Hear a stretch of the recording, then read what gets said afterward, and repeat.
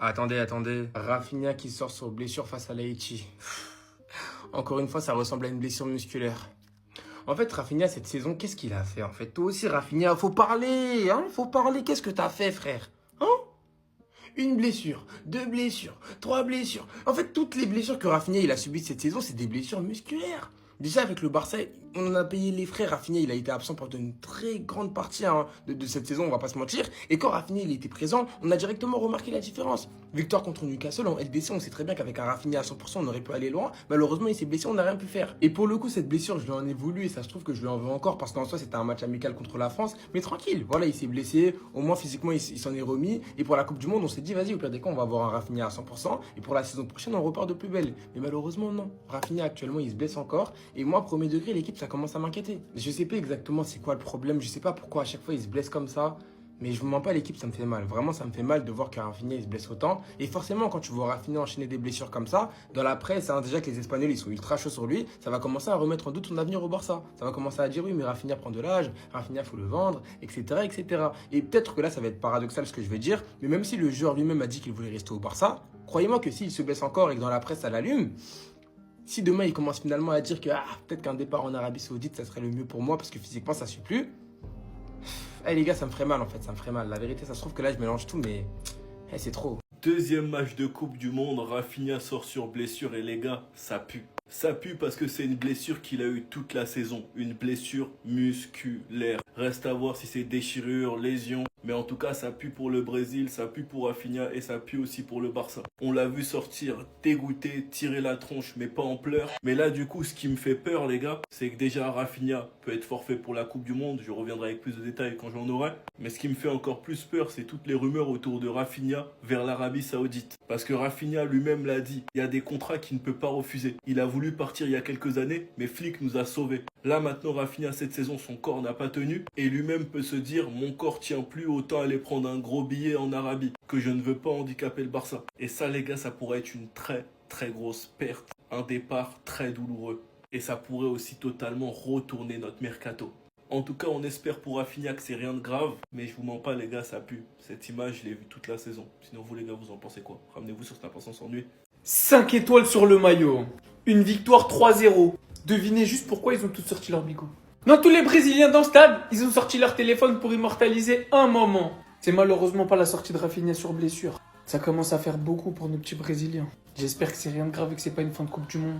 Toute notre force. Est-ce que vous pensez qu'ils ont sorti leur téléphone pour filmer Vinicius qui marque un but et qui fait la célébration de CR7 après avoir déjà délivré une passe D?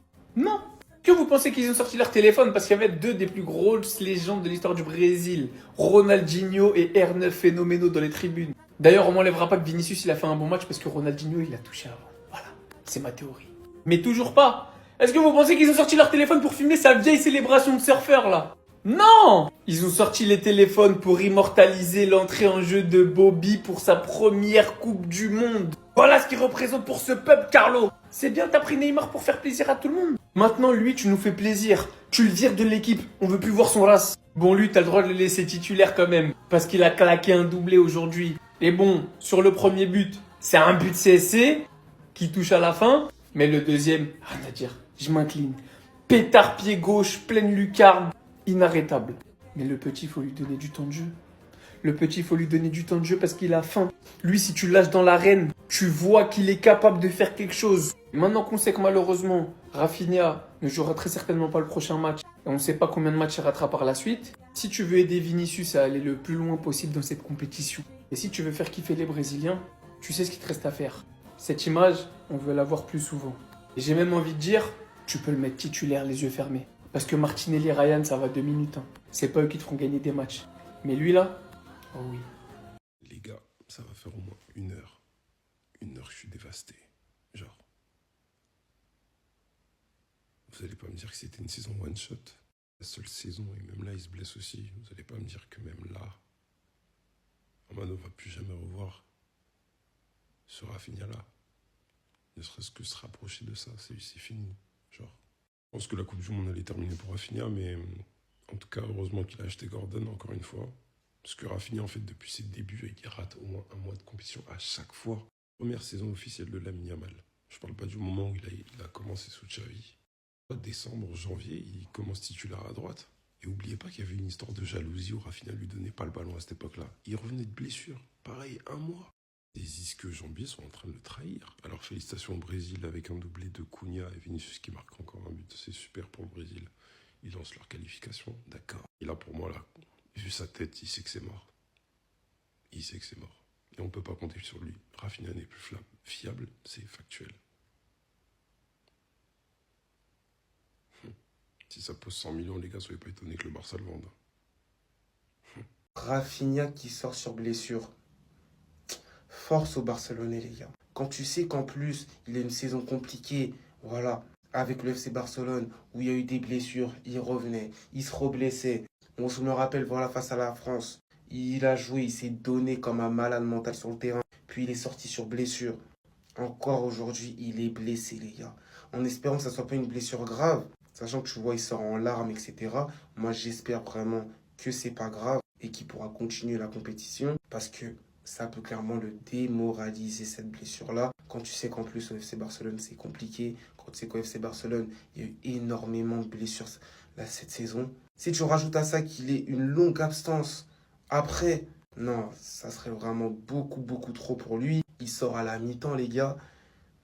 Ça, franchement, c'est dingue. Quand tu sais qu'en plus, il se la donne comme un mort de faim, Rafinha, avec la section brésilienne.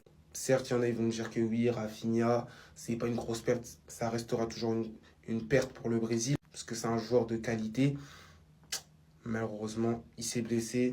Bon rétablissement à lui, en espérant que c'est pas grave. Et qu'il revienne le plus vite possible, parce que vraiment, cette blessure-là, elle peut vraiment le détruire mentalement. Moi, j'espère qu'il continuera quand même la compétition. J'en ai marre.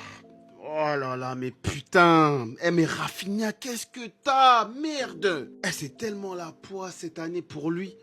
Il sort encore sur une blessure musculaire, on sait pas quoi exactement. Moi, j'ai allumé la télé ce soir juste pour lui. Je bosse à 8h30. Je vais aller dormir tout de suite. Rafinha est sorti, je vais dormir. Et je vois les gens, oui, ils se dépensent trop, ils courent trop et trucs. Les gars, s'il vous plaît, c'est pas le moment. J'espère de tout mon cœur que c'est pas une dinguerie et que c'est pas une fin de Coupe du Monde. Parce que déjà, le Brésil, c'est très limité. Aujourd'hui, avant qu'il sorte, c'est lui pratiquement qui a les meilleures situations. Un but refusé, il a une grosse situation derrière pour hors-jeu, mais tu sens que, voilà, si tu le places bien, et dans ce poste axial, avant-centre un peu, faux neuf, il est très bon là-bas. Faut juste bien l'utiliser. Et là, je pense que Rafinha, si c'est la fin de la Coupe du Monde, c'est une grosse perte. T'as pas de Stéphane, t'as rien. T'auras peut-être le retour du Ney, mais un Ney pas du tout en forme, avec un Vignal à gauche seul.